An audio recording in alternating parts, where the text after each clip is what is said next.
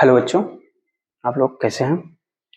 तो इसके पहले हम लोगों ने कक्षा 6 पृथ्वी और हमारा जीवन भूगोल का पार्ट 2 में कुछ टॉपिक पढ़ लिया। तो आज चलते हैं एनवायरनमेंट का। हमारा टॉपिक छूट रहा था। देखिए, ठंड बहुत पड़ रही है, तो आप लोग क्या करिए, ठंड में घर पे आराम से बैठिए, अच्छे से पढ़ाई लिखाई करते रहिए। ठीक है बच्चों, आज चलते हैं, देखते हैं कि पार्ट 8 है पारिस्थितिकी तंत्र का। तो इसको नोट करते चलिएगा, हम नोट करेंगे और अपना एक नोट्स बनाते चलेंगे। पार्ट 8 पारिस्थितिकी तंत्र।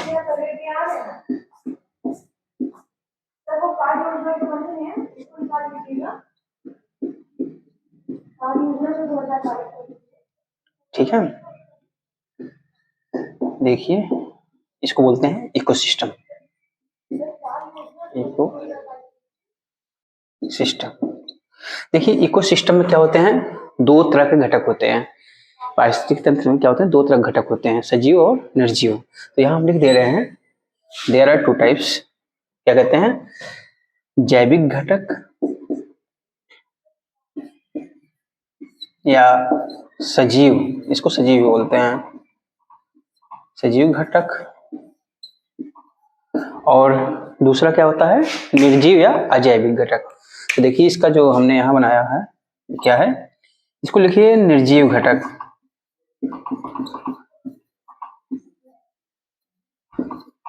या अजैविक घटक। इसको देखो, हिंदी में बायोटिक एंड एबायोटिक कंपोनेंट्स बोलते हैं। तो इसको हम लिख भी दे रहे हैं, इसको लिखिएगा आप लोग, biotic, biotic components and abiotic components.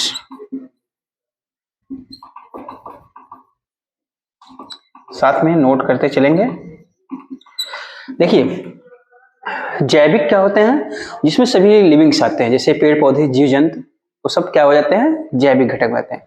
और अजैविक में क्या होते हैं, जिसमें नॉन लिविंग थिंग्स आते हैं, जैसे आपका हो गया जल, हवा, पर्यावरण में जैसे पेड़ पौधे जो सूखे हैं, ऊर्जा, ये सब क्या है हमारे एबायोटिक, यानी पहाड़, मिट्टी, ये सब जितने हैं सब क्या है, अजैविक घटक। तो इस सबको इतना नोट कर लीजिए, फिर आगे चलते हैं, हम बताते हैं पारिस्थितिकी तंत्र क्या कहते हैं। इसको इतना नोट कर लो, इसके बाद आगे बढ़ते हैं। देखिए बच्चों, बहुत ही आप लोगों के लिए काफी लाभदायक क्लास है, इसको अच्छे से अपने नोट्स में बनाते चलिएगा, और जहां कहीं नहीं समझ में आता है तो आप कमेंट्स के द्वारा हमसे क्वेश्चन पूछ सकते हैं। चलो इतना नोट करो बच्चों।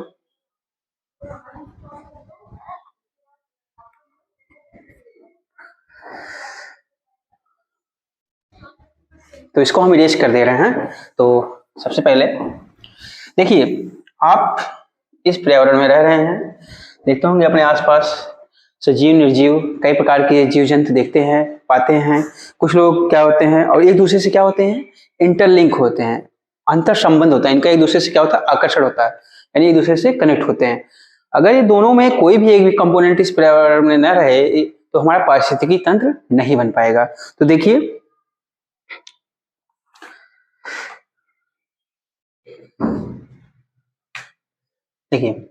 जीवित रहने के लिए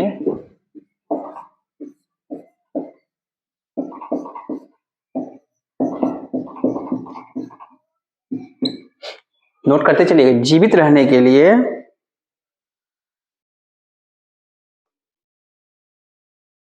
जीव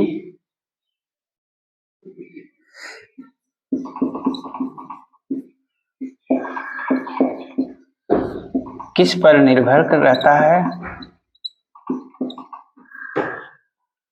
जीवित रहने के लिए जीव किस पर निर्भर रहता है,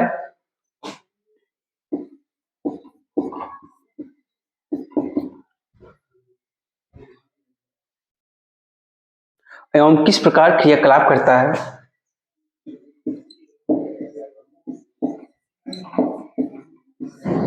किस प्रकार क्रियाकलाप करता है।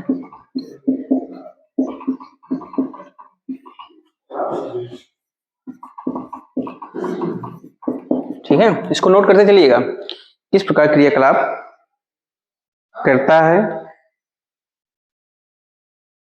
इन्हीं परिस्थितियों का अध्ययन क्या कहलाता है?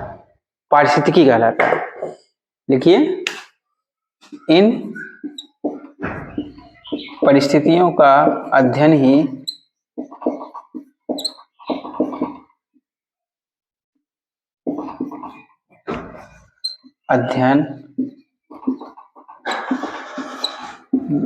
पारिस्थितिकी कहलाता है। क्या कहलाता है?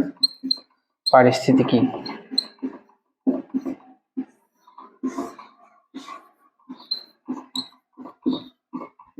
कहलाता है।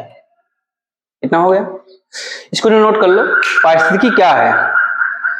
पारिस्थितिकी क्या है, इसको नोट कर लीजिए।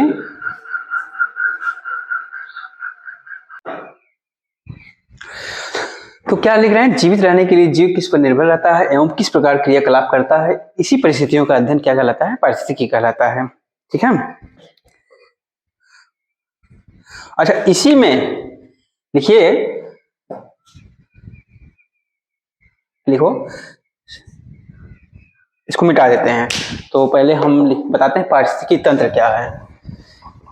ये तो पारिस्थितिकी था, मैंने बताया। अब आप लोग लिखिए पारिस्थितिकी तंत्र किसे कहते हैं। यहां लिखो पारिस्थितिकी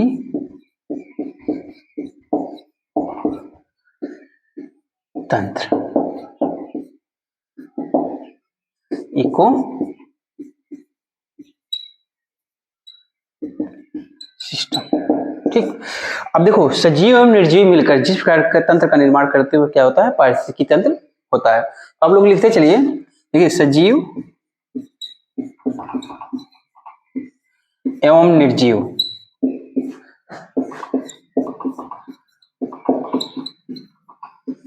देखो, सजीव एवं निर्जीव मिलकर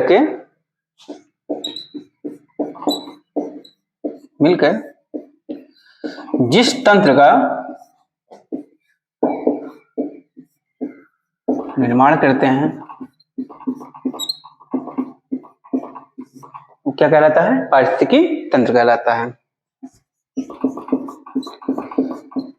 अभी हमने बताया भी था कि कितने घटक हैं, ये दोनों घटक मिलते हैं तो पारिस्थितिकी तंत्र का निर्माण होता है।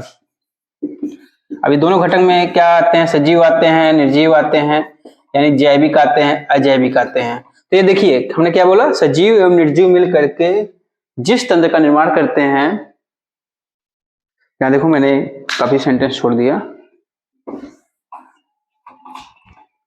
वही क्या कहलाता है? पारिस्थितिकी तंत्र कहलाता है।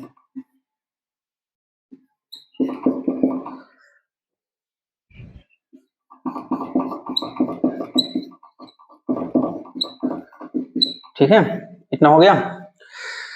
अब इनके जो घटक हैं, सजीव और निर्जीव जो है, उसको हम क्रम से बताते हैं। हम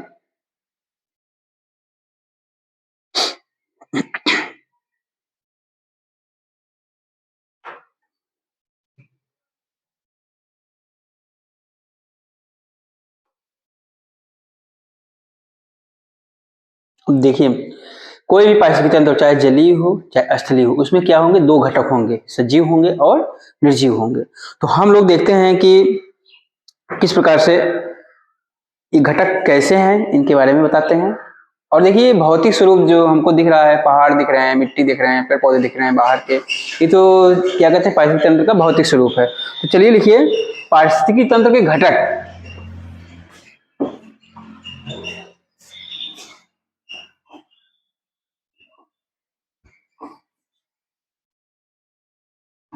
पारिस्थितिकी तंत्र के घटक, इंग्लिश में लिख लीजिए components of ecosystem. Components of ecosystem. देखिए, पारिस्थितिकी तंत्र के कितने घटक हैं? There are 2 components. लिखिए, पारिस्थितिकी तंत्र के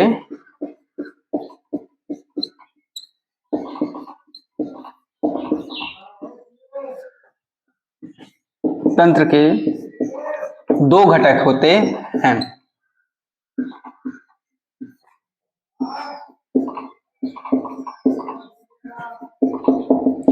अब देखिए, इसमें दो घटक कौन कौन से हैं? सजीव है और निर्जीव है। तो पहला लिखिए सजीव घटक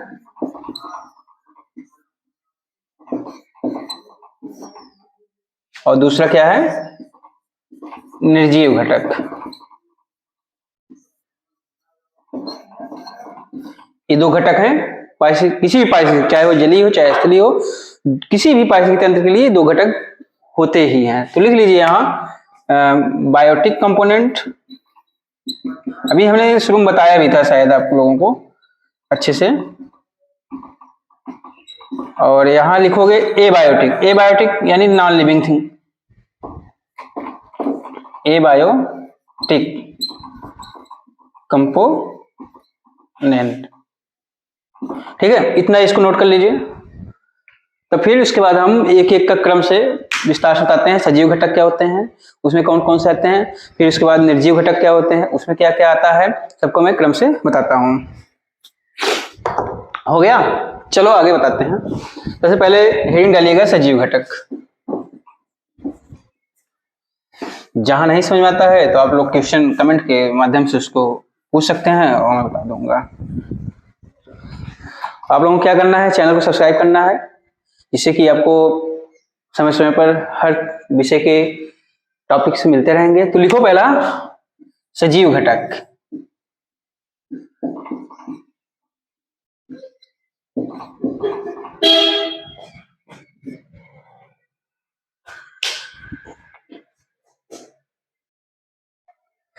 ये सजीव घटक इसको है। देखिए सजीव घटक क्या होते हैं, इसको लिखते चलो, बायोटिक कंपोनेंट। देखो बायोटिक कंपोनेंट्स क्या होते हैं, जिसमें लिविंग्स आते हैं, जैसे पेड़ पौधे आते हैं, जीव जंतु आते हैं, सभी जितने भी सजीव हैं इस पृथ्वी पर वो सब क्या हो जाते हैं, सजीव घटक हो जाते हैं। इसको हम लोग बायोटिक कंपोनेंट बोलते हैं। तो इसमें देखिए हरे पेड़ पौधे आ जाएंगे, या नॉन ग्रीन प्लांट्स आ जाएंगे, फिर या छोटे से जीव से लेकर के बड़े जीव तक आ जाएंगे। तो सभी आ जाएंगे, पशु पक्षी मनुष्य सब मिलकर के क्या बनाते हैं, सजीव घटक बनाते हैं। और एक दूसरे के ऊपर क्या होते हैं, निर्भर होते हैं, यानी एक दूसरे के लिए पोषण का कार्य भी करते हैं, भोजन बनाते हैं। जैसे पेड़ पौधे हैं वो सूर्य के प्रकाश की फोटोसिंथेसिस क्रिया द्वारा भोजन बनाते हैं अपने लिए। फिर वो भोजन किसको कौन यूज करता है, हम लोग यूज करते हैं। फिर जीव जंतु जैसे खरगोश हो गया, चूहे हो गए, सब खाते हैं। फिर उनको देखिए कोई जंतु खाता है, इसमें हो जाएगा प्राथमिक द्वितीयक तृतीयक उपभोक्ता हो जाएंगे। इसके बारे में हम लोग बताएंगे। फिर उत्पादक क्या होते हैं, प्रोड्यूसर, कंज्यूमर, और फिर डिकम्पोजर्स, ये सब आ जाएंगे, सजीव घटक में सब हो जाएंगे। तो लिखिए सजीव घटक के अंतर्गत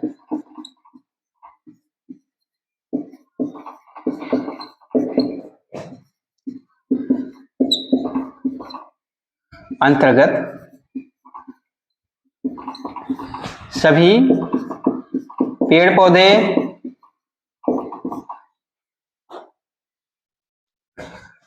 पशु पक्षी,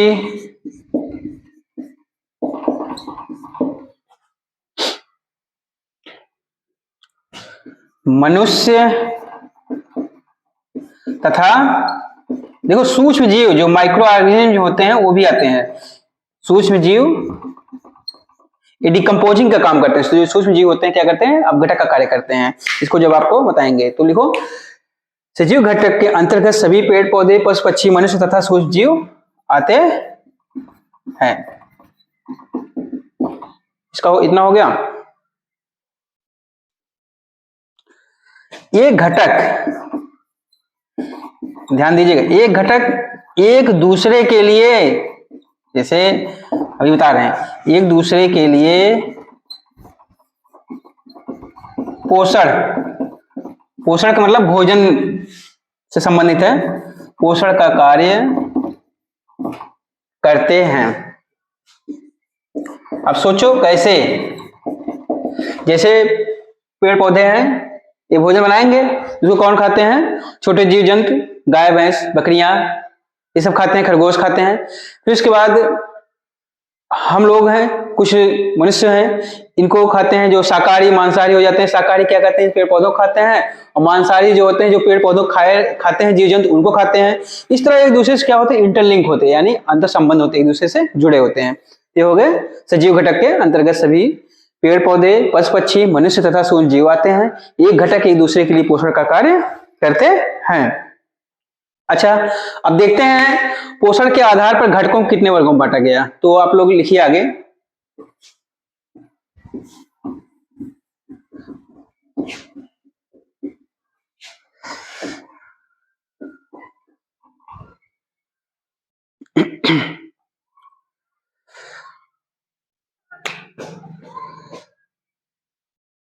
अच्छा, दूसरा लिख लीजिए, निर्जीव घटक लिख लीजिए, तब इसके बाद हम बताते हैं। निर्जीव घटक, एबायोटिक कंपोनेंट।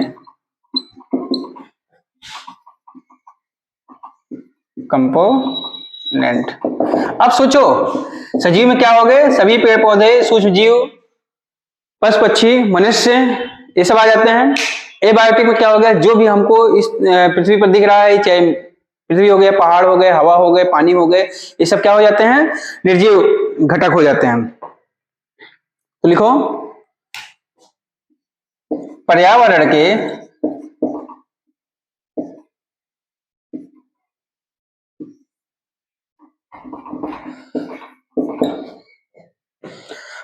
के निर्जीव घटक के अंतर्गत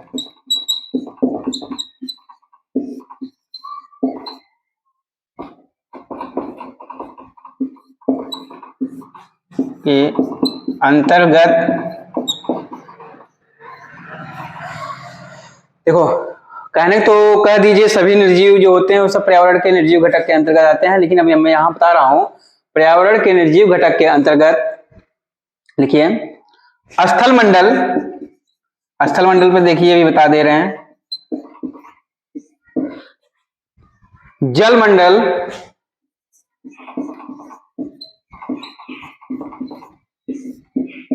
तथा वायुमंडल।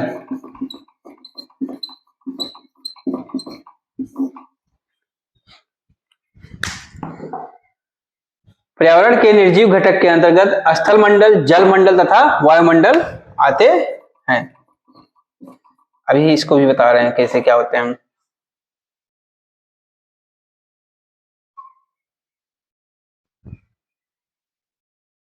देखो, इन्हीं निर्जीव घटक के द्वारा ही क्या होता है, सजीव घटक का निर्माण होता है, विकास होता है। अगर इनमें से कोई भी एक कम हो जाए, जैसे स्थल मंडल पे रॉक्स हो गए, चट्टान हो गए या मिट्टी हो गई, इसका जो है मात्रा कम हो जाए तो क्या होगा, सजीवों के लिए समस्या हो जाएगी, उनको आवास की दिक्कत होने लगेगी। जल की कमी हो जाए तो जीवित नहीं रह पाएंगे। और उनके लिए क्या कहते हैं, वायु, अगर वायु में गैसों की मात्रा कम हो जाए तो उसके लिए समस्या हो जाएगी।